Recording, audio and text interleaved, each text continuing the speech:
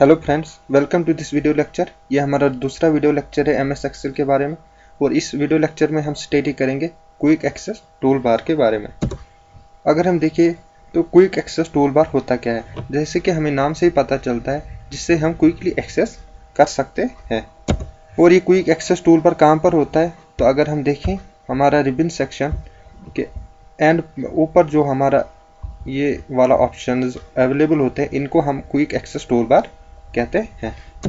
Option जो हमारे पास available होते हैं क्विक एक्सेस टूल बार में, तो देखेंगे अनडू, रीडू और save. These are the basic option. जो बाकी मैंने जो यहाँ पर अवेलेबल दिख रहे हैं, ये ऑप्शंस वो है जो मैंने फिर इसको ऐड किए हैं।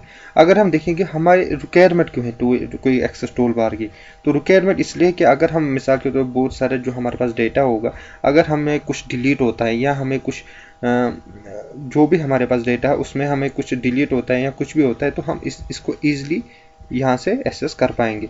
हम यहाँ पर और एक चीज़ भी कर सकते हैं। अगर हमें जो भी हमारे पास रिक्वायरमेंट्स यानी कि जो भी हमें ज़रूरत पड़ता है डेटा में इस्तेमाल करने की बार बार में, उसको हम क्विक एक्सेस टूल बार में ऐड कर सकते हैं। जिस मिसाल के तौर पर मैं यहाँ पर होम टैब में हूँ और मैं चाहता हूँ कि अंडरलाइनिंग का ऑप्शन यहाँ पर आ जाए या बोल्ड का ऑप्शन यहाँ पर क्विक एक्सेस टूल बार में अवेलेबल हो, तो मैं सीधे डबल क्लिक करूँगा बोल्ड पे और यहाँ पर मैं add quick access tool bar में क्लिक करूँगा। देखते हैं, और जैसे ही मैं यहाँ पर क्लिक किया तो ये ऐड हुआ क्विक एक्सेस टूल बार में। और शॉर्ट फॉर्म में क्विक एक्सेस टूल बार को हम QBT भी बोलते हैं। जैसे कि हमारे पास यहाँ पर जैसे अवेलेबल डेटा होगा उसमें हम सीधे सिलेक्ट करेंगे जो भी हमें बोल्ड करना पड़ेगा and the click. It will make our task easy in this way. ये तो हुआ क्विक एक्सेस बार के बारे में। अब हम स्टडी करेंगे अबाउट फार्मूला बार। फार्मूला बार यहाँ पर हमारे पास अवेलेबल है। ये इस सेक्शन को हम फार्मूला बार कहते हैं।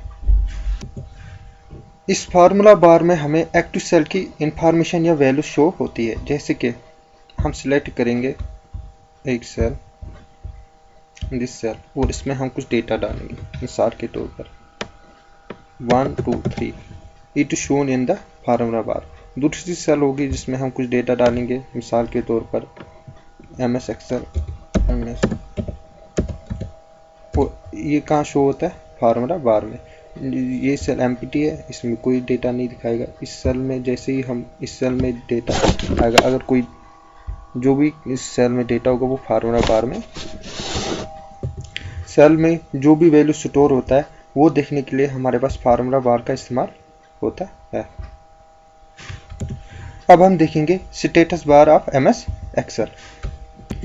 और स्टेटस बार अगर हम देखें तो ये हमारा रेडी और न्यूम लॉग जहाँ पर प्रेजेंट होता है, वो various option like average, count और जो भी शीट के बारे में इंफॉर्मेशन प्रोवाइड करता है, इसको हम स्टेटस बार कहते हैं।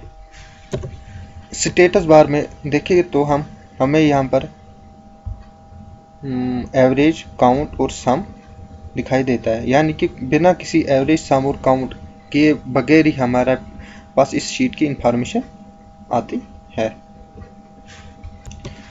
अगर मुझे ये जानना होगा कि जैसे कि मेरे पास एवरेज, काउंट और सम के ऑप्शंस तो है, लेकिन मुझे जानना है कि मिनिमम और मैक्सिमम भी मेरे शीट में कितने हैं, तो मैं क्या करूँगा, वो ऑप्शन तो यहाँ नहीं दिख रहे लेकिन मैं वो ऑप्शन ऐड करूँगा। जैसे ही मैं राइट क्लिक करता हूँ स्टेटस बार पे, तो आप देख सकते हो यहाँ पर एक पूरा शीट नज़र आ रहा है। तो इसमें मैं मिनिमम ऐड करूँगा और मैक्सिमम।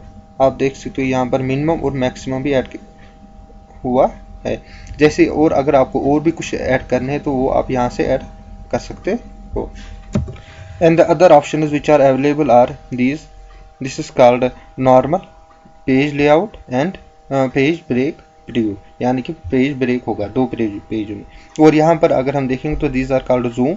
और जैसे ही मैं प्लस पे क्लिक करता हूँ तो पेज हमारा जूम होता है, और जैसे मैं माइनस पे क्लिक करता हूँ तो जूम आउट होगा।